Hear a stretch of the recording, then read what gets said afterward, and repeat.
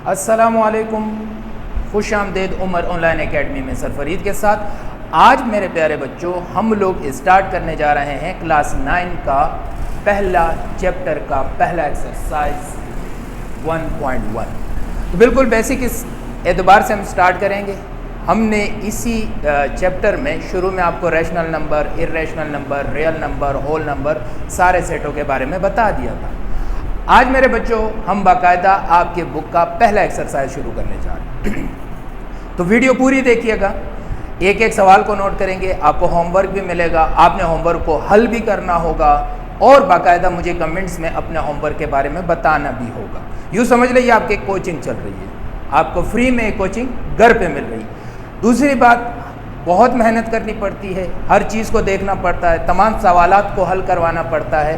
तो आपकी फीडबैक ही हमारी हौसला अफजाई है। जितना ज़्यादा मैसेज करेंगे, जितना ज़्यादा शेयर करेंगे, वो आपके लिए फ़ायदा है और आपके लिए और अच्छी से अच्छी वीडियो लाते रहेंगे। तो टाइम ज़ाय किए बगैर हम एक्सरसाइज 1.1 के तमाम सवालात को हल करेंगे। लेकिन इसमें जितने भी क्वेश्चन के, जैसे कि हमारे पास क्वेश्चन नंबर 1 में हमारे पास हैं 12 उसके पार्ट्स हैं, तो इनको मैं आपको कुछ पार्ट्स कराऊंगा, कुछ पार्ट्स आपने करने होंगे। जो पार्ट्स आपसे नहीं होते उसका आपने बाकायदा मुझे अपनी मैसेज में बताना होगा। तो आते हैं हम सवाल की तरफ। सवाल क्या कह रहा है कि identify the following number has a rational and irrational number and also right each in separate columns. इसीलिए बता रहा हूं कि आपने एग्जाम में भी इसी तरह आपने लिखना है ताकि आपके अच्छे से अच्छे नंबर आ सकें। तो ये सारे सवाल है इसी तरह बना हुआ है आपके पास। तो सबसे पहले बेटा आप लोगों ने क्या करना है, एक कॉलम बनाना है,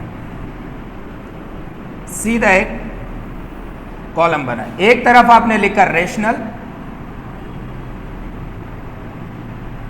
दूसरी तरफ आपने लिखा इर्रेशनल।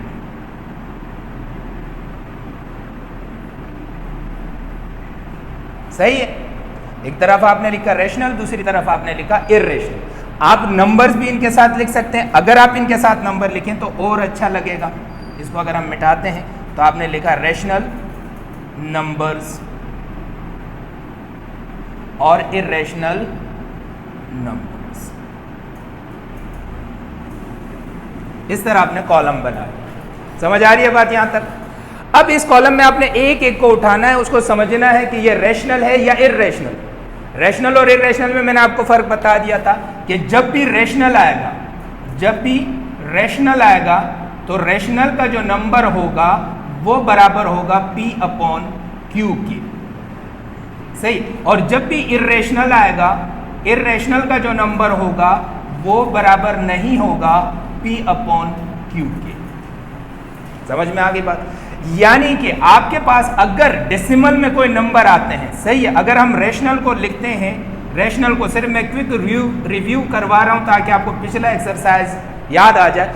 अगर आपके पास अशारिया के बाद, डेसिमल पॉइंट के बाद एकदम नंबर रुक जाता है, या नंबर रिपीट होता है, या सेम नंबर से रिपीट होता है, सही है, या अगर एक और सवाल भी आपको मैं बताता चलूं। जो नंबर मैंने एक वीडियो दी थी टर्मिनेटिंग और नॉन टर्मिनेटिंग के बारे में। अब आपके पास नंबर अगर टर्मिनेटिंग है, ये टर्मिनेटिंग है क्योंकि खत्म हो रहा है अशारिया के बाद, ये नॉन टर्मिनेटिंग है, ये चलता जा रहा है लेकिन अपने आप को रिपीट करते हुए चल रहा है, जिसे रिक्यूरिंग का नाम भी हमने दिया था। और एक होती है नॉन रिक्यूरिंग। नॉन रिक्यूरिंग में अशारिया के बाद यानी पॉइंट्स के बाद वो चलता जाएगा लेकिन अपने आप को रिपीट नहीं करेगा। तो इसी तरह आपने इसी तरह समझना है, हर एक सवाल को अलग अलग करके। समझ आ रही है बात? तो आपने ये देखना है कि, और दूसरी चीज जो मैं आपको बताऊं, ये ऊपर वाला भी इंटीजर होगा यानी z, नीचे वाला भी इंटीजर होगा यानी कि z, और q जो है वो बराबर नहीं होगा 0 के। यहां पर भी q बराबर नहीं होगा 0 के। तो आपने यही कंडीशन देखनी है। अब हम आते हैं सबसे पहले इस नंबर की तरफ हम आते हैं। इस नंबर को जरा गौर से देखें। सर आपके पास नंबर है 1/5। तो देखें, ऊपर वाला नंबर इंटीजर है, नीचे वाला नंबर इंटीजर है, सही है, और 5 जो है वो 0 के बराबर नहीं है, सही है, 0 के बराबर नहीं है 5, सही है। अब आपको ये बात तो क्लियर हो गई कि ये रैशनल है। कैसे क्लियर हो गई? क्योंकि ये भी इंटीजर, ये भी इंटीजर, और नीचे वाला नंबर 0 के बराबर नहीं है। यहां से हमें पता चला कि P अपॉन Q का नंबर रैशनल है या इर्रेशनल।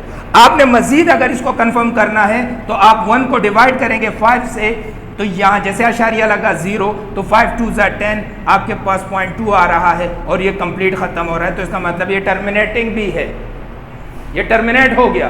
तो पहला नंबर आपके पास क्या आएगा, तो आपने अपने यहीं पे पहला नंबर का जवाब इस तरह लिखना है कि पहला क्या है आपके पास, रैशनल है, रैशनल नंबर है। समझ में आ गई। अब दूसरे की तरफ आते हैं। इर्रेशनल में एक बात मैंने बताई थी आप लोगों को कि नंबर आपके पास हमेशा रूट के फॉर्म में आएगा, ये बताया था ना आपको, ये बताया था कि इर्रेशनल में हर नंबर रूट के फॉर्म में आएगा। तो रूट के फॉर्म में जो नंबर आता है वो इर्रेशनल होता है। लेकिन आपके जहन में एक सवाल पैदा होगा कि अगर मेरे पास √4 आया, क्योंकि √4 जो होता है, √4 जो होता है वो हमारे पास क्या होता है, क्योंकि इसको हम सॉल्व करके इसका आंसर 2 आता है। तो ये इस तरह के परफेक्ट नंबर, इन नंबरों को कहा जाता है परफेक्ट स्क्वायर। ये हमेशा तमाम के तमाम perfect square number is rational number. ये अपने पास नोट कर लो, ये एमसीक्यूज में भी आएंगे। परफेक्ट स्क्वायर नंबर क्या होते हैं, हमेशा रैशनल नंबर होते हैं। तो ये चीज का भी आपने ख्याल रखना है कि अंडर रूट के अंदर कोई ऐसा नंबर तो नहीं है जो परफेक्ट स्क्वायर है। परफेक्ट स्क्वायर का मतलब जो पूरे से पूरा इस तरह से रूट से बाहर आ जाए, ये चीज का भी आपने ख्याल रखना है। तो अब हमारे पास दूसरा नंबर है, दूसरा नंबर हमारे पास है √2/8। पहली चीज, क्या ये इंटीजर है? हाँ। क्या ये इंटीजर है? हाँ। ये 0 के बराबर नहीं है, सही है। दो चीजें हो गई। तीसरी चीज, ये टर्मिनेटिंग है नॉन टर्मिनेटिंग, लेकिन यहां पर हमारे पास √, आ गया, तो इसका मतलब है ये तुम्हारे पास इर्रेशनल नंबर है, क्योंकि आप √2 कब वो निकालेंगे, कैलकुलेटर से, सही है। फिर उसको 8 से डिवाइड करेंगे, तो ये नॉन टर्मिनेटिंग भी आएगा और नॉन रिक्यूरेटिंग भी आएगा। ये अपने आप को चेंज नहीं करेगा। क्या टेलीफोन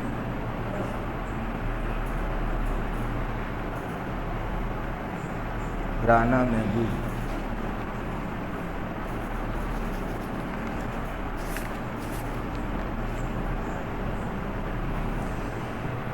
किसका ना? तो इससे ये आपको समझ में आ गई। सिर्फ इस नंबर से भी आप √ से भी ये पहचान सकते हैं कि आपके पास जो दूसरा वाला नंबर होगा, दूसरा आपके पास जो होगा वो आपके पास होगा इर्रेशनल।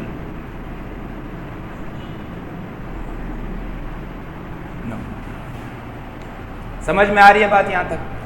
तीसरी बात बता दें, ये वाला सवाल देखे √ नजर आ रहा है? नहीं।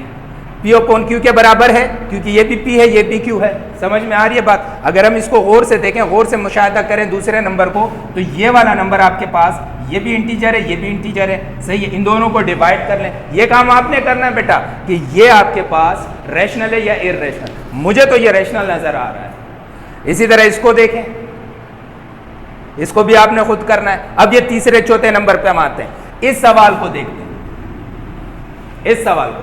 इस सवाल में आपके पास फिर √ आ रहा है, तो जब भी √ की शक्ल नजर आ जाए ना, तो आपने उसको डायरेक्ट क्या कह देना है कि ये तुम्हारे पास इर्रेशनल है।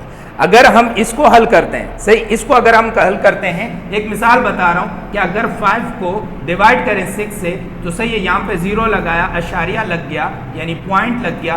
5 इसको मल्टीप्लाई करोगे तो तुम्हारे पास 48 आएगा, यहाँ पे 2 बचा, सही है। फिर 0 लगाया, 3 से किया तो तुम्हारे पास क्या आया, 18 आ गया। 18 के बाद फिर 2 बचा, फिर आपने 0 लगाया, फिर 3 से किया तो आपके पास फिर क्या बचा, आपके पास 18, और इसी तरह इससे माइनस हुआ, फिर 2 बचा। ये इसी तरह चलता जाएगा आपके पास। समझ आ रही है बात? हमने इसको हल किया, क्लियर है? तो हमने हल किया, ये 8.3333 चल रहा है, तो ये रिपीट नहीं हो रहा क्योंकि यहां पर 8 आ रहा है। तो इसका मतलब है ये भी आपके पास, तीसरा नंबर वाला भी आपके पास क्या है, इर्रेशनल है, सॉरी।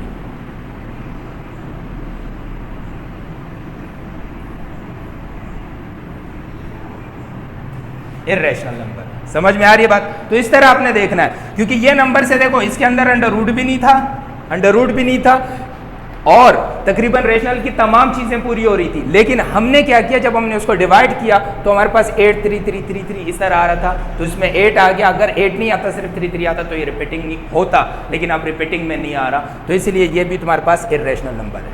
समझ आ रही है बात? इसके बाद अगले सवाल को देखें। अगले सवाल में देखें, जैसे आपके पास है 2 डिवाइडेड बाई 8, 2 डिवाइडेड बाई 8। अब आप जैसे अगर यहाँ पे पॉइंट लगाते हैं, यहाँ पे 0 आ जाएगा, सही है, यहाँ पे पॉइंट आ गया, तो आप इसको डिवाइड करेंगे तो 8 2 ज़ा 16, क्योंकि 8 3 ज़ा 24 होता है, तो क्या बचा, 4 बचा। यहाँ 0 लगा दिया तो आपके पास आया 8 1 ज़ा 8, 8 2 ज़ा 16, 8 4, 8 5 ज़ा 40, तो ये भी कंप्लीट हो गया। 2.5 रेशनल है, इर्रेशनल है? और से देखें, ये आपके पास जो दूसरा तीसरा चौथा है, चौथा आपके पास इर्रेशनल होगा। चौथा आपके पास क्या होगा, इर्रेशनल होगा, सॉरी रेशनल होगा, मैं भी गलती कर रहा हूं, मैं आप लोगों को चेक कर रहा था।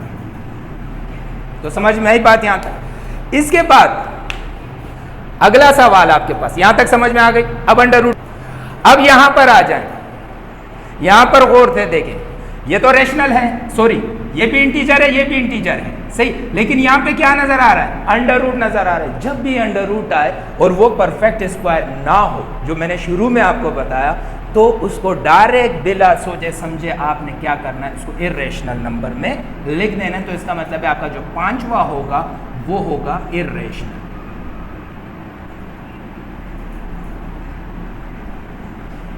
समझ आ रही है बात?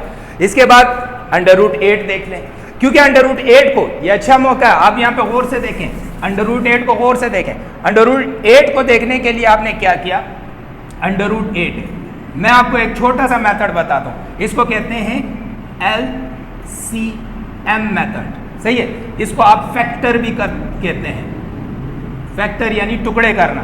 तो 8 के आप टुकड़े करें, सबसे छोटा टेबल कौन सा होता है जिसमें 8 आता है, 2 का टेबल होता है, तो आपने 2 के टेबल से किया, क्या है 4, 4 के लिए सबसे छोटा टेबल क्या होता है जिसमें 4 आता है, वो भी 2 होता है, 2 से डिवाइड किया तो आपके पास 2 आया, 2 से किया तो आपके पास 1 आया। तो आपने क्या किया, इधर 2 ज़रब बे 2 ज़रब बे 2, ये दोनों सेम है नहीं सेम, मल्टीप्लाई करो, 2 2 ज़ा 4, 4 2 ज़ा 8, सेम आ रहा है।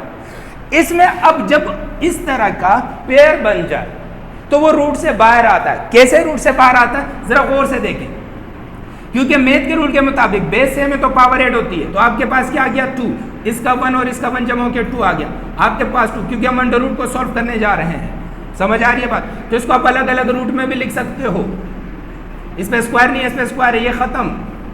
तो ये आपके पास क्या है 2, क्योंकि इस अंडर रूट की पावर आप 1/2 लिख सकते हैं, है इसकी पावर क्या होती है अंडर रूट की, 1/2 की। तो इस तरह सॉल्व करते हैं। हमारे पास ये वाला सवाल आ गया, अब भी अंडर रूट 2 है, क्योंकि अंडर रूट 2 क्या है तुम्हारे पास, इर्रेशनल है, तो आपके पास जो छठा नंबर सवाल होगा वो भी इर्रेशनल होगा।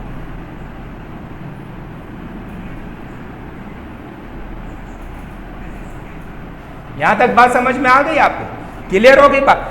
इसके बाद अगला नंबर 0, 0 किस में आता है, होल नंबर के सेट में आता है, 0 होल नंबर के सेट में आता है, तो इसलिए अपॉन में कुछ नजर नहीं आ रहा, तो आपके जहन में ये बात भी आ रही होगी कि 0 कैसे आ गया, क्योंकि देखो कुछ ना हो तो इसके अपॉन में 1 होता है, तो 1 क्या है, इंटीजर, 0 भी इंटीजर में सेट में भी आता है, होल नंबर के सेट में भी आता है, सही है।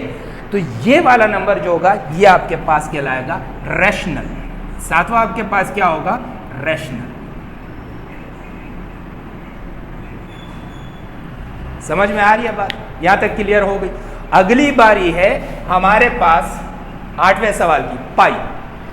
पाई क्या चीज है, ये जो निशान आपको नजर आ रहा है इसको हम अंग्रेजी में क्या कहते हैं, पाई। ये एक कांस्टेंट नंबर है, कांस्टेंट का मतलब ये एक मुस्तकिल होता है।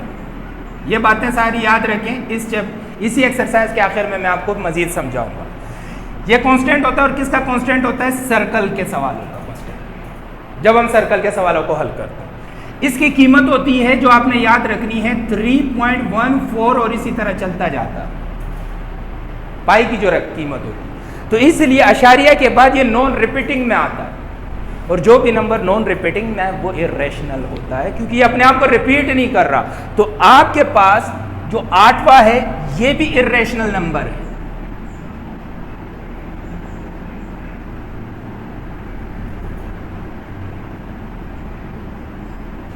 समझ में आई बात? यहां तक कोई मसला तो नहीं है ना?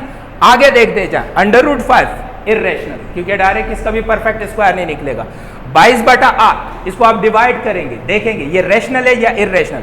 1/पाई, पाई आ गया तो ये भी इर्रेशनल नंबर है। 11/12 इसको आप डिवाइड करेंगे। ये बाकी सवालात को आप कंप्लीट करेंगे कि कौन से रेशनल है और कौन से इर्रेशनल नंबर है। अब अगला सवाल की तरफ हम जाते हैं। ये वाला एक्सरसाइज का पहला सवाल आपको समझ में आ गया। अब हम दूसरे सवाल की तरफ जाते हैं। पहला सवाल आपको समझ में आया। आप सोच रहे होंगे कि मैंने पूरे के पूरे सवालात नहीं करे, कुछ सवालात करे, बाकी आपका होमवर्क है, बाकी आपने हल करना है और मुझे कमेंट्स में बताना है कि उनके क्या क्या जवाब है, क्या वो रेशनल है या इरेशनल। इसी तरह हमारे पास सवाल नंबर 2 है, convert the following into decimal fraction also. Decimal fraction में हमने उसको कन्वर्ट करना है। डेसिमल फ्रैक्शन हमेशा पॉइंट में आता है, जैसे 3.5, 3.6 इस तरह उसके अंदर पॉइंट होता है तो उसको डेसिमल कहते हैं। Also integrate them has a terminating and non terminating. अब आपने उसको डेसिमल में चेंज करके देखना है कि वो टर्मिनेटिंग है या नॉन टर्मिनेटिंग है। नॉन टर्मिनेटिंग डेसिमल फ्रैक्शन है। तो ये सारे के सवालात मैंने लिख लिए हैं। अब एक एक को हमने हल करना है। कुछ को मैं हल करूंगा, कुछ को आप हल करेंगे। तो गौर से समझ लीजिएगा, टर्मिनेटिंग वो नंबर होते हैं जो पॉइंट के बाद, जो आपके पास पॉइंट के बाद, जैसे कि आपके पास 2.5 एकदम रुक गया तो वो क्या कहलाएगा? टर्मिनेटिंग। अगर पॉइंट के बाद ना रुके, इस तरह चले, चाहे वो सेम नंबर हो, चाहे वो सेम रिपीट हो रहे हो, चाहे वो रिपीट ना हो रहे हो, लेकिन अशारिया के बाद रुकने का नाम ही ना ले, तो इसको हम क्या कहेंगे? Non terminating. लेकिन अगर वो अशारिया के बाद रुक जाते हैं तो उसको हम कहेंगे टर्मिनेटिंग। हमने सिर्फ डिवाइड करना है और देखना है कौन रुक रहा है, कौन नहीं रुक रहा। जो रुक रहा है वो टर्मिनेटिंग में लिखो, जो नहीं रुक रहा वो नॉन टर्मिनेटिंग में लिख लो। यहां तक बात समझ में आ गई? तो हमारे पास पहला सवाल है, जैसे कि हमारे पास लिखा हुआ है 5, क्योंकि हमें यहाँ पे इंडिकेट नहीं दिया गया कि कॉलम में लिखो, तो हम अपनी मर्जी से लिखेंगे। सही है। अब यहाँ देखें पहला सवाल, जैसे मैं पहला सवाल का सॉल्यूशन लिखता हूँ 5/8 पहला सवाल का, तो अब मैथ के मुताबिक आपने इस तरह सॉल्यूशन लिखना होता है ताकि एग्जाम में अच्छे मार्क्स आ जाए आपके। अब आपने लिखा 5.8 सॉल्यूशन उसका, तो सबसे पहले आप अपनी कॉपी में यहाँ पे लाइन खींचे और अलग से 5/8 को डिवाइड करें रफ अमल में। इसको रॉ वर्क भी कहा जाता है। सही है। तो आपने डिवाइड किया 5 को किससे? 8 से डिवाइड किया। आप कैलकुलेटर से भी कर सकते हैं, लेकिन ये मैं आपको समझाने के लिए कर रहा हूं। अब 8 बड़ा है, 5 छोटा है, तो यहाँ पे अशारिया के पास 0, ये तो अभी आपको हिफज हो गया होगा, तो यहाँ पे 0 लग जाएगा। अब 8 को अगर 50 से डिवाइड करते हैं तो क्या आंसर आता है? 8 1 8। इस तरह 8 का टेबल पढ़ो, जब तक 8 के टेबल में 50 ना आए या 50 से कम ना आए वहीं पे रुकना। तो हम जब स्टार्ट करते हैं, तो जब हम 8 को 6 से मल्टीप्लाई करते हैं तो हमारे पास 48 आता है, क्योंकि इसके आगे 7 से हम करेंगे तो 54, वो 50 से बड़ा है। तो डिवीजन तो आप लोगों को आती होगी। इसको जब 50 को 48 में से माइनस करेंगे तो 2 बचेगा, 2 के साथ यहाँ 0 लगा, तो आपने लिखा 8 2 16। अब आपके पास क्या बचा? 4। फिर आपने यहाँ 0 लगाया, 8 1 8, 8 5 40। खत्म। रुक गया ना अशारिया के बाद? रुक गया। तो ये आपके पास पहला वाला नंबर आपने क्या लिखा है इसका आंसर? कि पहले का आंसर क्या है? टर्मिनेटिंग।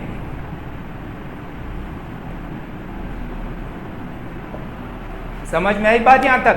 अब इसी तरह इसका दूसरा पार्ट, दूसरा सवाल।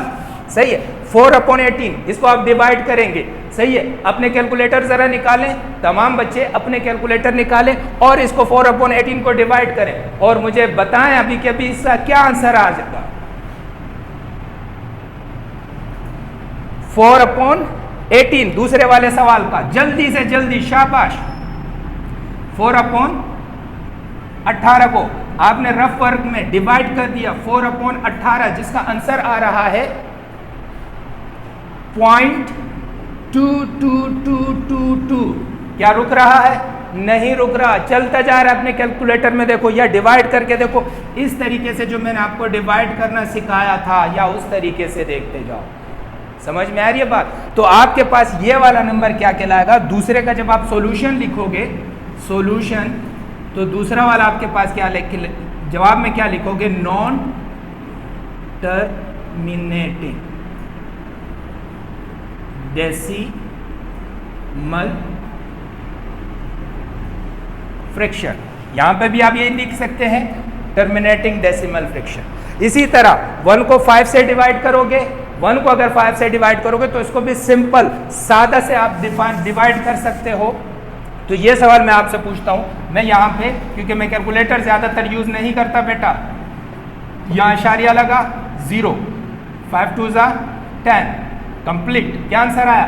0.2, रुक गया। टर्मिनेटिंग, नॉन टर्मिनेटिंग, देखे आंसर को, क्या है? टर्मिनेटिंग। इसी तरह 49 को 8 से डिवाइड करोगे, सही है, और आपने देखना कि ये टर्मिनेटिंग आ रहा है या नॉन टर्मिनेटिंग, सही है। तो ये जैसे आप डिवाइड करोगे, अगर वो रुक रहा, ये वाला सवाल आपने खुद करना है, क्योंकि आप इसको डिवाइड करोगे तो इसी तरह सिंपल अगर आप इसको डिवाइड करते हो 49 को 8 से, अशारिया लगाने की कोई जरूरत नहीं, ये कम है, सही है। तो आपने 6 से डिवाइड किया तो यहाँ पर आपके पास क्या आया?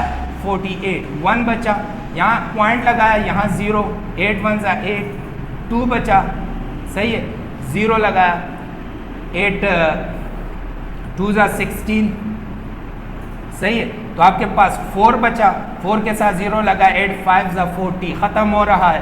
तो ये भी आपके पास क्या है? टर्मिनेटिंग, सही है। 207 को 15 से डिवाइड करेंगे, 207 को अंदर लिखेंगे, 15 को बाहर लिखेंगे, उसको भी इसी तरह सॉल्व करेंगे। तो आपने देखना है कि वो अशरिया के बाद रुक रहा है या चल रहा है। अगर चल रहा है तो नॉन टर्मिनेटिंग, अगर रुक रहा है तो टर्मिनेटिंग, सही है। समझ में आ गई? तो इन 2 सवालों को आपने होमवर्क में करना है। और सवाल की तरफ जैसे कह रहा है कि illustrate the following rational number on number lines. हमने नंबरों को अब लाइन में बताना है कि ये नंबर लाइन में किस जगह पे आएगा। आपके जहन में क्लियर नहीं हो रहा होगा तो देखते हैं हम। मिसाल के तौर पर आपके पास एक स्केल होता है, तो इसमें मैं आपको कहता हूं कि इस लाइन में अपने नंबर लिखें। तो आप क्या लिखते हैं? 0 1 2 3 4 5 6, इसी तरह 10 तक लिखते हैं, सही है। उसके ऊपर अगर आपने देखा होगा सेंटीमीटर भी लिखा होता है, सही। दूसरी तरफ स्केल होता है, उसमें लिखा होता है 1 2 3, इस तरह इसमें आपके पास इंच लिखा हुआ होता है, सही है। तो इस स्केल को रखकर तो ये जो नंबर यहाँ पे लिखे गए, इसी तरह हम इन नंबरों को भी इन नंबरों की तरह ड्रॉ करेंगे। तो कैसे ड्रॉ करें, आए देखते हैं, इनको समझते हैं। कैसे समझेंगे जरा गौर से देखिएगा, बिल्कुल यहां ध्यान दीजिएगा, कॉपी किताबें फिलहाल रख लीजिएगा, सही है। यहां देखिए, जैसे आपके पास ये नंबर होता है, पहला सवाल है आपके पास 8/10, सही है। उसको सवाल को स्टार्ट करने से पहले एक और चीज आपको समझा रहा हूं ताकि आपकी बातें क्लियर हो जाए। देखो, इस नंबर को कहते हैं न्यूमरेटर, इस नंबर को कहते हैं डिनोमिनेटर।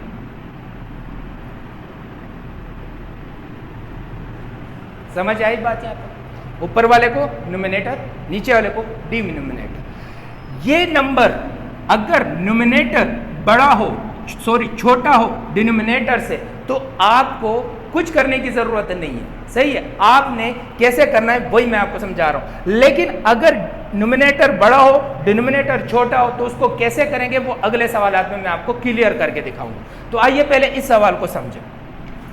देखें बेटा, आपने डिनोमिनेटर को देखा, नीचे वाले नंबर को, वो कितना है? 10 है। कितना है? 10 है। तो आपने सीधी लाइन खींची 0 से 1 तक। आपके जहन में सवाल आया हुआ होगा कि सर ने डायरेक्ट 0 से 1 तक कैसे खींची। बताता हूं इस बात का भी जवाब, क्योंकि जब आप 8 को 10 से डिवाइड करते हैं, सही है, 8 अंदर 10 बाहर, तो देखो 10 बड़ा है 8 छोटा है, पॉइंट, सही है। तो यहां 0 लगेगा, तो 8 10 80, 1 से छोटा आ रहा है, 1 से छोटा आ रहा है, क्योंकि 0.8 है, फिर 0.9 है, फिर 1 है। 1 से अगर छोटा आ रहा है तो जब भी हमेशा हमारे पास न्यूमरेटर छोटा होगा डिनोमिनेटर से, तो हमारा जवाब जो है हमेशा छोटा आता जाएगा। समझ में आ रही है बात? तो ये क्या आ रहा है? 1 से छोटा आ रहा है, इसलिए मैंने 0 से 1 तक का स्केल बनाया। अब यहां देखिए, आपने इस लाइन को 10 हिस्सों में डिवाइड करना है। कैसे करना है? ये तो 0 हो गया, पहला लाइन आपके पास क्या होगा? 1/10, दूसरा लाइन क्या होगा 2/10, समझ आ रही है। तीसरा लाइन 3/10, 4/10, 5/10, 6/10, 7/10, 8/10, 9/10। अब ये 1 आ गया। अब यहाँ देखो, यहाँ आएगा 10/10, 10 से 10 कैंसिल, वो 1 ही आ रहा है। तो समझ आ रही है ना बात। अब जरा इसमें देखें आपका ये नंबर कहाँ दिख रहा है। मुझे तो ये नंबर यहां पे दिख रहा है, ये रहा। तो इस लाइन को आपने हाईलाइट कर दिया, बस ये आपका आंसर हो। समझ आ रही बात। अब यहां पे माइनस का है, तो आपने इसी लाइन को, जैसे आपने यहां से खींचा, यही लाइन आपने खींची इस तरह, सही। हमेशा जीरो के एतबार से, क्योंकि आपकी डायरेक्शन ये है, अगर आप सीधे हाथ की तरफ चलेंगे तो प्लस में होगा, उल्टे हाथ की तरफ चलेंगे तो माइनस में होगा। यानी राइट साइड की तरफ अगर आप चलेंगे, राइट साइड की तरफ अगर आप चलेंगे तो आपके पास क्या आएगा, प्लस नंबर आएंगे। और अगर आप लेफ्ट साइड की तरफ चलेंगे तो जीरो के बाद वो क्या आएंगे, माइनस नंबर आएगा। तो इसीलिए अब जीरो आपने कहां लिखना है, यहां पर, -1 यहां आ जाएगा। समझ आ रही है बात। इस लाइन को मैं थोड़ा सा बड़ा कर देता हूं ताकि आपको पता लगे। इस लाइन को भी मैं थोड़ा सा बड़ा कर देता हूं ताकि, फिर आपने वही काम करना है, आपने कोई साइन नहीं लगाना, क्योंकि ये -1 का इंडिकेशन आपने पहले ही दे चुके हैं। तो आपने फिर इसको कितने 10 हिस्सों में डिवाइड करेंगे, 1/10, 2/10, 3/10, 4/10, 5/10, 6/10, 7/10, 8/10 और 9/10। अब आप देखें आपका नंबर कहाँ आ रहा है, यहाँ पे माइनस वाला आ रहा है। तो आपने जब जीरो यहाँ लिख दिया तो ऑटोमेटिकली वो माइनस हो गया। माइनस का साइन ना हो तो कोई मसला नहीं, तो आपका नंबर यहाँ पे आप इंडिकेट कर देते। समझ में आई बात यहाँ तक, कोई मसला तो नहीं है ना। Very good. अब हम अगले सवाल, उतार तो लिया है, अब उतार सकते हो। 2 मिनट दे, 2 मिनट तो नहीं दे सकता क्योंकि वीडियो का टाइम बढ़ जाएगा, तो इसलिए आप वीडियो को पॉज करें, उतार लें, फिर उसके बाद अगले सवाल की तरफ कंटिन्यू करें। अब जैसे आपके पास ये वाला नंबर है, अब इस नंबर के लिए भी आप परेशान हो रहे होंगे। आपके पास नंबर क्या आ रहा है, तीसरा सवाल 1/4, ये सवाल। सबसे पहले आपको मैं बताता हूं, आप इसको इसी तरीके से भी इस्तेमाल कर सकते हैं, लेकिन अगर आप इसको हल करते हैं ना तो ये कैसे हल होगा, 4 1 4 और ये इसमें ऐड हो जाएगा, 4 1 4, 1 ऐड किया तो क्या आंसर आया, 5/4। अब देखो डिनोमिनेटर बड़ा है, डिनोमिनेटर छोटा है, सही है। तो जब भी आपके पास ऐसा नंबर आए तो आपने क्या करना है, उसको डायरेक्ट इसमें कन्वर्ट कर देना। किसमें कन्वर्ट कर देना है, इस नंबर में। बाकी करना वही चीज है, आपने लाइन खींची 0 से 1 तक, सही है। कितने हिस्से बनाने हैं, 4। पहला हिस्सा 1/4, 2/4, सही है, 3/4। अब यह क्या आ गया आपके पास, 4/4, 4 से 4 कैंसिल, 1 बच गया। समझ में आ रही है बात, कोई मसला तो नहीं। अब हमारे 1 से, ये तो 1 आ रहा है, यहाँ पे 3/4। अब इससे और आगे जाएंगे, सही है। यहाँ पे लाइन को और खींचेंगे, यहाँ क्या आ जाएगा 5/4, यहाँ क्या आएगा 6/4, यहाँ क्या आएगा 7/4, यहाँ क्या आएगा 8/4। 8 से 4 कैंसिल, क्या है 2। देखो 0 1 2, इसका मतलब है हमारा जो ये वाला नंबर है, ये वाला नंबर है, ये इससे जाहिर होता है कि ये 1 से बड़ा है। तो इस नंबर को आप यहां पे यूं भी लिख सकते हैं कि 1/4। समझ में आई बात। अब आपको क्लियर हो गया कि हमारा ये वाला नंबर 1 से बड़ा है। अभी आपने देखा जब हमने इसको डिवाइड किया 1 से छोटा आया, मैंने पहले बताया था, सही। अब आपका नंबर कहां पे है, ये नंबर है और ये आपका आंसर है, सही। अब माइनस में आप खुद करना है, माइनस में आपने इस तरफ आना है, 0 -1 और आगे जाके -2 तक जाना है, और इसी तरह ही ये नंबर आपने लिखने हैं। 1/4, 2/4, 3/4, 4/4, 1 हो गया, फिर 5/4, फिर 6/4, 2 तक खींचना है और उस पर सर्कल बनाना। तो ये दूसरा सवाल भी आपको समझ में आ गया। अब आ जाए बेटा तीसरे सवाल की तरफ। तीसरा सवाल ये तीनों में आपको करा रहा है, लेकिन इस सवाल को सिर्फ वर्बली में समझाऊंगा क्योंकि ये करना आपने खुद है। यहां हमने लाइन के कितने टुकड़े बनाए थे? 10। यहां हमने लाइन के कितने टुकड़े बनाए थे? 4। यहां लाइन के कितने टुकड़े बनाओगे? 3। पहला 1/3, दूसरा 2/3, तीसरा 3/3 क्या हो जाएगा? 1 हो जाएगा। तो 0 से 1 तक सिर्फ इसमें 3 हिस्से बनाओगे। 3 हिस्से इसलिए कह रहा हूं क्योंकि आपके पास आ जाएगा 0, 1/3, 2/3 और ये क्या हो जाएगा? 1, क्योंकि 3/3 1 के बराबर है। आंसर आ रहा है ना आपके पास। इसी तरह माइनस में 0 यहां पर लिखोगे और 1 यहां पे माइनस का लिखोगे तो ये सवाल भी आपका क्लियर हो गया। तो बेटे अब हमारे पास तीसरा सवाल तो इसका क्लियर हो। सवाल नंबर 4 में क्या लिखा हुआ है? Can you make a list of a real number 1 and 2। सही है, 1 and 2 का आपने रियल नंबर का लिस्ट बनाना है। तो बेटा ये इम्पॉसिबल है, हम नहीं बना सकते। तो इसका सिंपल सा आपने जवाब लिखना है, सिंपल सा आंसर आपने लिखना। मैं समझाता हूं क्यों। कि we can not make a list of real number 1 and 2। ये आंसर आप लोग क्यों, क्या वजह ये आंसर का? देखा बेटा, मैंने यहां पे एक लाइन ड्रॉ किया 0 से 1 से 2 है। तो हम 0 से 1, पिछले सवाल की चीज़ें मेरे जहन में फिट हो रही है। तो यहाँ देखें, आपने एक लाइन ड्रॉ किया 1, यहाँ पे आगे 2। ज़रा और से इसको मज़ीद तोड़ते हैं 10 हिस्सों में। यहाँ पर हमारे पास आ गया 0.1, यहाँ आ गया 0.2, यहाँ आ गया 0.3। सही। अब मैं ये वाला लिस्ट उठा रहा हूँ यहाँ से। तो ये मैंने 1 से 0.1 तक किया। अब यहाँ पे नंबर आएगा 0.01। सही है, 0.02, इस तरह चलेगा 10 तक, क्योंकि 0.03, 0.04, 0.05, 0.06, जैसे 0.09 आएगा 10 पे आएगा तो वो एक आगे आ जाएगा, तो फिर वो हो जाएगा 0.01। अब मैं इसको उठाता हूँ, इस वाले नंबर यहाँ से 0.01। तो यहाँ क्या होगा हमारे पास? 0.001, 0.002, इसी तरह चलता जाएगा। अब मैं इसको उठाऊँ, इस तरीके से करने में हमारी कॉपियां भर जाएंगी, लेकिन हम इसको कंप्लीट नहीं कर सकेंगे।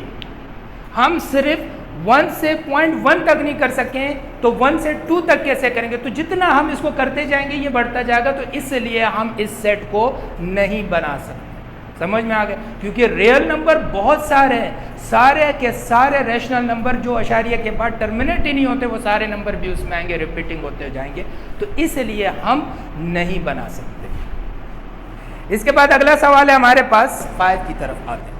क्वेश्चन नंबर 5 कहता है give a reason why pi is irrational number. तो सबसे पहले बेटा आप इसको समझिए, ये जो नंबर है जो आप लोग इस तरह आपको नजर आता है, ये कहलाता है पाई। थोड़ा सा बड़ा करके दिखा देते हैं, ये कहलाता है पाई। इसको क्या कहते हैं? पाई। इसकी कीमत अगर नंबर देखा जाए तो ये एक कांस्टेंट होता है।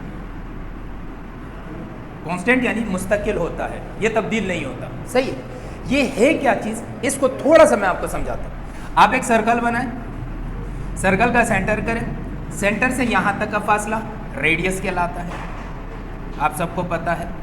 और अगर एक रेडियस और 2 रेडियस आपस में मिलते हैं तो ये पूरा फिर डायामीटर कहलाता है। सही। और ये जो आपको बाउंड्री नजर आ रही है, सही है, बाउंड्री ऑफ अ सर्कल,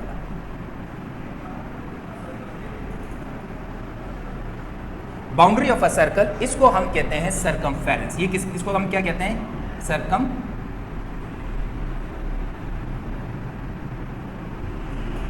समझ में आई बात? तो आपके ये जो डायमीटर है और इस सरकमफेरेंस का जो रेशो है, इसी को ही हम पाई कहते हैं। समझ आई बात यार? यानी सरकमफेरेंस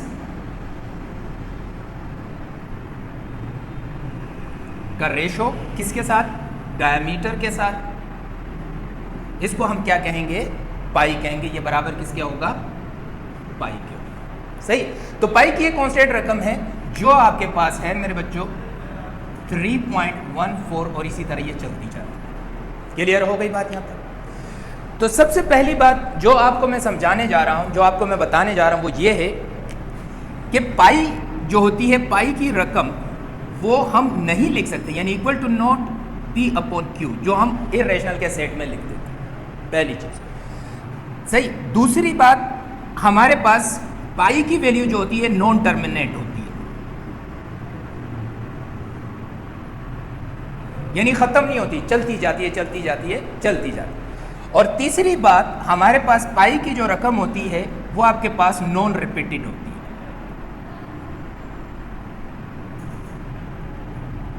सॉरी।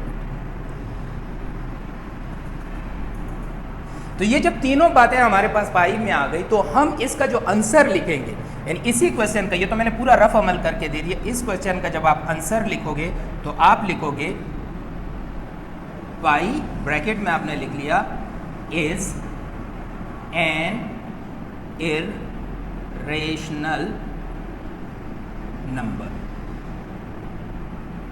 पाई क्या होगा आपके पास? एक इर्रेशनल नंबर। तो समझ में आई बात? यानी पाई रेशनल नंबर नहीं है, पाई इर्रेशनल नंबर है। इसकी तीनों वजूहात है कि पाई आपके पास P अपॉन Q की शक्ल में हम नहीं लिख सकते, इसकी सूरत में नहीं लिख सकते, इसके बराबर नहीं हो सकती। दूसरा, हमारे पास जो पाई की कीमत है वो नॉन टर्मिनेटेड है, और तीसरी हमारे पास ये नॉन रिपीटिंग है, यानी नॉन रिपीटेड है, अपने आप को रिपीट नहीं करती। मुख्तलिफ नंबर आते हैं, जैसे आपके पास 3 आ गया, 4 आ गया, 5, 7, 8, इसी तरह ये चलता जाता है। तो ये सवाल का आंसर आपके पास ये होगा, और ये 3 मिसालें आप इसके पास लिखेंगे। तो समझ में आ गई यहाँ तक बात? अब बेटा हमारे पास नेक्स्ट क्वेश्चन है, क्वेश्चन नंबर 6। क्वेश्चन नंबर 6 में हमने सिर्फ हर एक सवाल के स्टेटमेंट को सही और गलत लिखना है, ट्रू एंड फॉल्स लिखना है। ये एग्जाम के MCQs भी है, इसमें एग्जाम में इसी तरह के MCQs आते हैं जिसको आपने क्लिक करना है कि ये सही है या गलत है। लेकिन ये उस वक्त आप करेंगे जब आपको नॉलेज होगी। तो इसको समझने के लिए सबसे पहले हमारे पास लिखा हुआ है क्लिक ट्रू, ये निशान लगाएं, द करेक्ट स्टेटमेंट। अगर सवाल सही है, जवाब सही है तो आप सही कर दें। अगर ये स्टेटमेंट जो आपको नज़र आ रही है, ये जो जुमला लिखा हुआ, ये अगर आपको नज़र आ रहा है, इसको सही कर दें, सही है। अगर गलत है तो इसके आगे क्रॉस लगा लें या ट्रू फॉल्स लिख लें, एक ही बात है।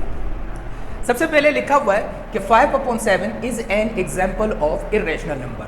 अब इर्रेशनल नंबर मैंने आपको बताया कि इर्रेशनल नंबर में अंडर रूट वाले सवाल आते हैं, वो P और Q के बराबर नहीं होता, लेकिन ये P और Q के बराबर लिखा हुआ है 5/7, तो इसका मतलब ये P और Q के बराबर है। पहली बात इसका क्लियर है, सही। तो इसका मतलब है यहाँ इर्रेशनल, क्योंकि 3 चीज़ें आपने देखनी है। पहली चीज़ ये देखनी है कि क्या वो नंबर बराबर है P अपॉन Q के, यानी हम P अपॉन Q की शक्ल में लिख सकते हैं, पहला। दूसरा आपने ये देखना है, पहला आपने ये देखना है, दूसरा आपने ये देखना है कि क्या वो रिपीटेड है या नॉन रिपीटेड है, रिपीटेड है या नॉन रिपीटेड है। और तीसरी बात आपने देखनी है कि वो टर्मिनेटिंग है या नॉन टर्मिनेटिंग है, सही है, क्लियर है। मैंने ये बात आपको बता दी, सही। ये 3 बातें आपने देखनी। अब जब ये 3 बातें आपने देखनी है, तो इसमें जो पहली चीज़ है, जो पहली चीज़ है, इसको ये देखें कि ये P अपॉन Q की शक्ल में लिखा हुआ है, P अपॉन Q की शक्ल में लिखा हुआ है 5/7, दोनों इंटीजर नंबर है, तो पहली बात तो सही होगी। दूसरी बात को प्रूफ करने के लिए हम क्या करेंगे, 5 को डिवाइड करेंगे 7 से, तो यहाँ आशारिया लगा 0, सही है, 0 आशारिया, यहाँ 0 लगा 50, 7 ज़ा 49, क्या बचा 1 बच गया, यहाँ 0 लिखा, 7 1 ज़ा 7, यहाँ बचा 3, फिर 0 लगा दिया, 7 4 ज़ा 28, यहाँ 2 बचा, सही है, फिर 0 लगा दिया।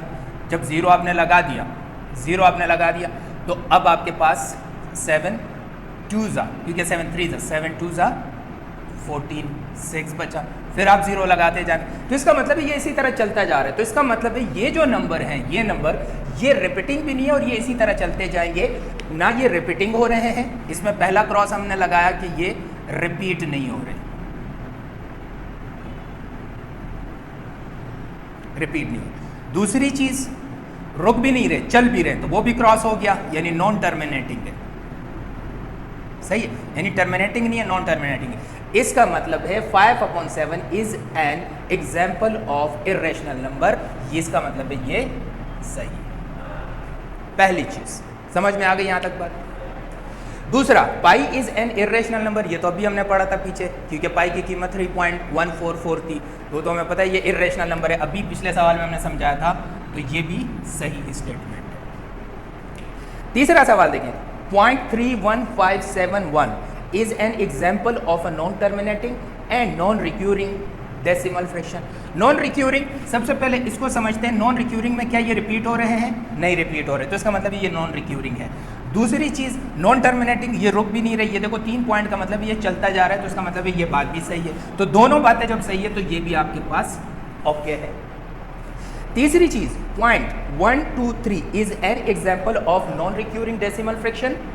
क्या ये जो 0.137 है, क्या ये नॉन रिक्यूरिंग है? देखो, टर्मिनेटिंग और नॉन टर्मिनेटिंग का मैंने पिछले क्लास में बताया था, जो अशारिया के बाद यानी पॉइंट के बाद वो चलते जाते हैं, रुकते नहीं है, सही। और नॉन रिक्यूरिंग में क्या होता है, पॉइंट के बाद वो रिपीट नहीं करता अपने आप को, तो इसमें रिपीटिंग नहीं है, देखें 1 2 3, तो ये बात भी आपकी ओके। उसके बाद कहते हैं कि 1/3, 2/3। 1/3 तो जाहिर है, क्योंकि 1 को जब 3 से डिवाइड करोगे उसका आंसर क्या आएगा? मैंने न्यूमरेटर और डिनोमिनेटर में आपको बताया था, न्यूमरेटर छोटा होगा डिनोमिनेटर से तो जवाब 1 से कम आएगा, न्यूमरेटर छोटा होगा डिनोमिनेटर से तो 1 से कम आएगा, तो ये दोनों तो 1 से कम आ रहे हैं ना, नहीं है तो आप कैलकुलेटर से डिवाइड करें, तो ये बात भी इसकी बिल्कुल दुरुस्त है। तीसरी चीज, 1/√3 is an example of irrational number. बिल्कुल इरेशनल नंबर है, बिल्कुल, क्योंकि इसके अंदर अंडर रूट आ गया, सही है, तो ये एक एग्जाम्पल ऑफ इरेशनल नंबर है, तो इसका मतलब है ये जवाब भी आपका सही हुआ। इस तरह हमारा 11.1 एक्सरसाइज खत्म हो। तो बेटा अभी हम लोग ने सवाल नंबर 5 कर लिया, सवाल नंबर 6 करना है। सवाल नंबर 6 में आपके पास सवाल लिखे हुए हैं, इसमें जो सवाल का जवाब सही होगा उसी को हम ओके करेंगे, और जिस सवाल का जवाब गलत होगा उसको हम क्रॉस करेंगे। सवाल में लिखा हुआ है टिक द करेक्ट स्टेटमेंट। इसमें अगर कोई स्टेटमेंट, ये कितने तकरीबन 6 स्टेटमेंट है, इसमें जोन सी व जुमला यानी स्टेटमेंट सही होगा तो उसके सामने हम टिक लगाएंगे, जो गलत होगा उसके सामने हम क्रॉस लगाएंगे। तो सबसे पहले कह रहे हैं कि 5/7 is an example of irrational number. ये हमने देखना है कि ये इरेशनल नंबर है या नहीं। तो इरेशनल नंबर की 3 पहचान तो वैसे मैंने बताई थी कि इसको P/Q के फॉर्म में लिखते हैं, तो वो तो नज़र आ रहा है। दूसरी पहचान इरेशनल नंबर की 3 मैंने पहचान बताई थी कि हम इसको P/Q में लिख सकते हैं, वो तो नज़र आ रहा है 5/7। दूसरी पहचान मैंने आपको बताई थी कि हर नंबर जब हम डिवाइड कर देते हैं तो वो टर्मिनेटिंग होता है, यानी पॉइंट के बाद वो रुक जाता है, आगे नहीं चलता।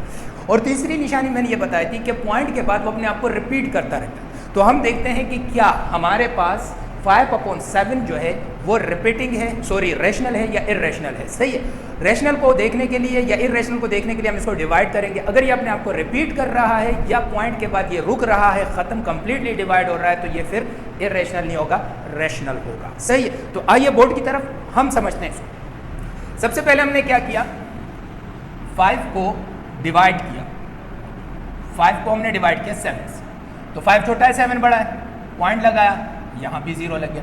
7 7 सा 49, 1 आया, 0 लगा, सही है। 7 1 सा 7, 3 बचा, 0 लगा। 7 4 सा 28, क्या आया आपके पास, 2 आया, 0 लगा। 7 2 सा 14, क्योंकि 7 3 सा 21 बढ़ जाता है, तो आपके पास 6 आया, 0 लगा। 7 8 सा 56, तो आपके पास बच गया 4, सही है, 0 लगा। 7 5 सा 35, क्या बचा, वापस 5 बचा, 0, 50 पे आ गया। सही, अब इस 50 को मैं यहाँ लिख रहा हूँ, जगह नहीं है, सही है। 50 को मैंने यहाँ लिख दिया, सही, जो बच गया इसी पर 50 को जो भी बच गया उसको मैंने यहाँ ऊपर लिख दिया, सही। अब वापस ये चीज़ आ गई, 7 7 सा 49, क्या बचा, 1 बचा, फिर 0 लगा दिया। 7 1 सा, ये तो रिपीट कर रहे हैं अपने आप को, देखते जाएं, बिल्कुल वही चीज़ आ रही है, सही है। 7 1 सा 7, 3 बचा, यहाँ पे 0 लगा दिया, यहाँ 4 लगा दिया, तो क्या बना 28, नीचे फिर क्या बचा 2, 7 2 सा, सही है, तो 0 लगा दिया, 14 हुआ।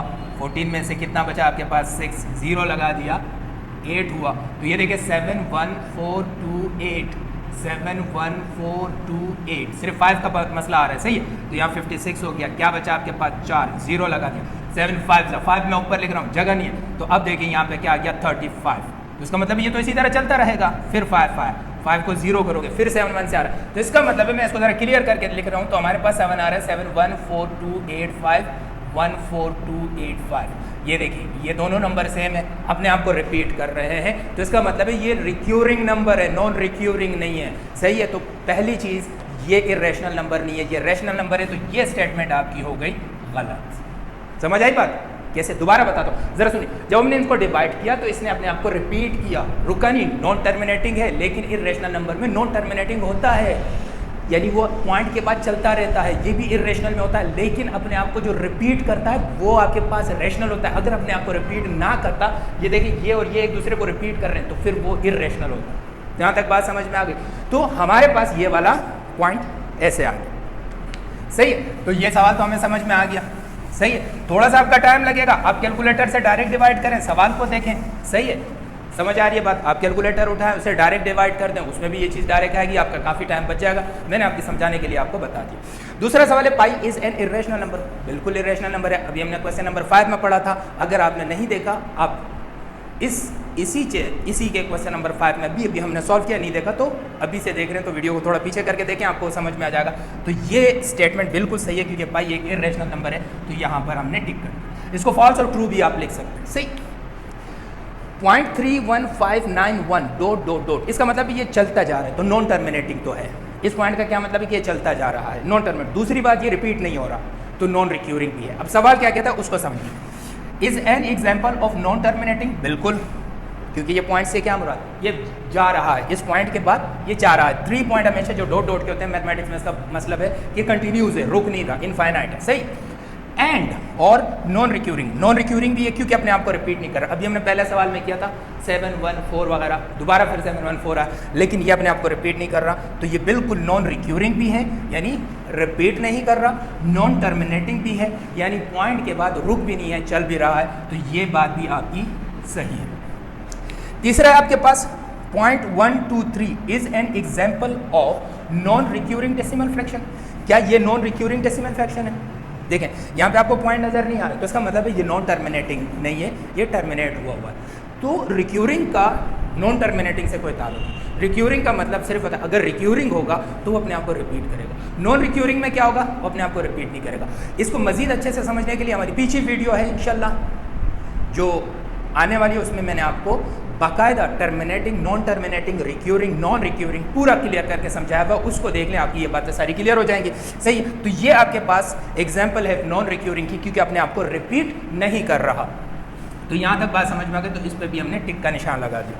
तीसरी बात, 1/3, 2/3 आर लाइन बिटवीन 0 और 1। क्या ये दोनों नंबर 0 और 1 के लाइन में, अब हमने रैशनल नंबर एक लाइन में ड्रॉ किए थे, तो ये आपसे कह रहा है कि अगर आपके पास मिसाल के तौर पर एक लाइन है, ये एक लाइन है, ये 0 है, ये 1 है, तो क्या ये दोनों नंबर क्या इस पर लाई करते हैं? बिल्कुल लाई करते हैं। क्यों? क्योंकि जब आप 1/3 को जब डिवाइड करेंगे तो इसका आंसर पॉइंट में आएगा। सही, इसी तरीके से जब आप 2/3 को डिवाइड करेंगे तो उसका आंसर भी पॉइंट में आएगा, 1 पॉइंट नहीं आएगा, 0 पॉइंट आएगा, 1 से कम आएगा। क्यों? हमारा डिनोमिनेटर बड़ा है एनुमिनेटर से। जब भी डिनोमिनेटर बड़ा होता है एनुमिनेटर से, तो जवाब 1 से कम आता है, तो इसका मतलब ये इधर बीच में ला ही करेंगे। क्यों? क्योंकि हमारे पास जो 1 के बराबर होता है वो तो 3/3 होगा, कैंसिल 1, याद करें पिछली वीडियो में इसी एक्सरसाइज के स्टार्ट में मैंने बताया था। तो इसके से तो ये छोटा है, तो इसका मतलब है ये भी उसमें आएगा और ये भी उसमें आएगा, तो इसका मतलब ये दोनों यहाँ बीच में कहीं लाइक करेंगे। तो ये बात भी सही हो गई। सही, आखिरी चीज है 1/√3 is an example of a irrational number. Sorry, इसमें मैंने गलती लिखी थी। सही बेटा, 1/3 is an example of a rational number. क्या ये रेशनल नंबर है? नहीं, क्योंकि रेशनल नंबर में अंडर रूट नहीं होता, इसके अंदर अंडर रूट है। तो ये लास्ट वाला जो एग्जाम्पल है ये आपके पास क्रॉस होगा। तो समझ में आई बेटा? तो इस तरह हमारा एक्सरसाइज 1.1 ख़त्म। सही है, अब हम एक्सरसाइज 1.2 को भी स्टार्ट करेंगे कि उसके एतबार से हमारे पास कौन से सवालात आते हैं, क्या आते हैं, तो उसके एतबार से हम पढ़ेंगे। इस तरह हमारे पास एक्सरसाइज 1.1 फिनिश हो गई बेटा। अब अगली वीडियो हमारी आएगी 1.2 वाली एक्सरसाइज। 1.2 एक्सरसाइज स्टार्ट करने से पहले इंशाल्लाह ताला आपको एक बात बताता चलूँ कि आप 1.1 की पूरी एक्सरसाइज में अपनी बेसिक बनाएं। उमर ऑनलाइन एकेडमी को सब्सक्राइब करें, लाइक करें और आगे शेयर करें, क्योंकि उमर ऑनलाइन एकेडमी से इंशाल्लाह आपको 9, 10 फर्स्ट ईयर, सेकेंड ईयर की तमाम सवालात आपको सॉल्व मिलेंगे और बाकायदा आपको प्रैक्टिस कराई जाएगी। तो एक कोचिंग की तरह आपको सब कुछ ही समझाया जाएगा। यूँ समझ लें कि आपका ट्यूटर सर फरीद आपके साथ हर वक्त 24 घंटे आपके साथ है और आप उसे देखते रहें और पढ़ते रहें और समझते रहें और सीखते रहें, क्योंकि हमारी ख्वाहिश है कि हमारे कौम के हर एक बच्चा अच्छा से पढ़े और अच्छा से लिखे।